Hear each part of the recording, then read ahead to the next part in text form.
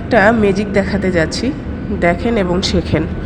দেখেন শিং মাছগুলো পরিষ্কার করার জন্য আমি এখানে পেঁপে পাতা নিয়েছি, ওগুলো অনেক সুন্দর করে টুকরো টুকরো করে কেটে নিচ্ছি। শিং মাছ কিন্তু এমনিতেই দেখতে কালো, তো এটা এমনিতে খেতে গেলে ভালো দেখাবে না।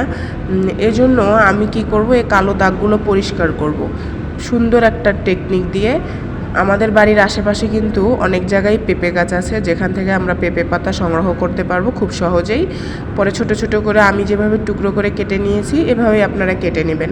আর 2 হাত দিয়ে সুন্দর করে পাতাটার সাথে মাছটা অ্যাডজাস্ট করে অনেকক্ষণ এভাবেই আমি যেভাবে করতেছি এরকম করবেন।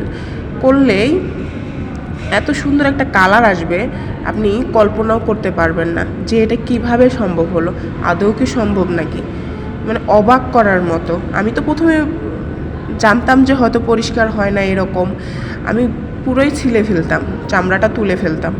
এখন দেখি এত সুন্দর পদ্ধতি, এই পাতা দিয়েই যদি এটা হয় তাহলে আমার এত কষ্ট করার কোনো দরকার নেই। মাশাআল্লাহ, আল্লাহর কাছে শুকরিয়া যে প্রাকৃতিক যে গাছগাছালি আছে এক একটার এক একটা গুণ আছে, আমরা এগুলো দেখিও না বা জানারও চেষ্টা করি না। আর মজার একটা কথা বলি, যখন আমি এই মাছটা এইভাবে পরিষ্কার করতেছিলাম ওই সময় আমার কিছু মেয়েদের কথা মনে পড়লো। আল্লাহর দান এত সুন্দর তাদের চেহারা দেওয়ার পরেও তারা কেন একটু কালো হলেই কালো চামড়ারে অনেক ধরনের ওষুধ লাগিয়ে সাদা করার চেষ্টা করে।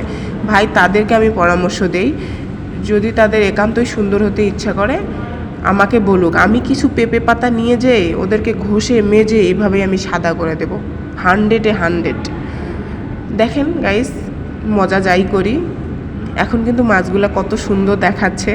ওয়াও, আলহামদুলিল্লাহ আলহামদুলিল্লাহ, আল্লাহর কাছে শুকরিয়া অনেক বেশি। সবাই জানাবেন কমেন্টে।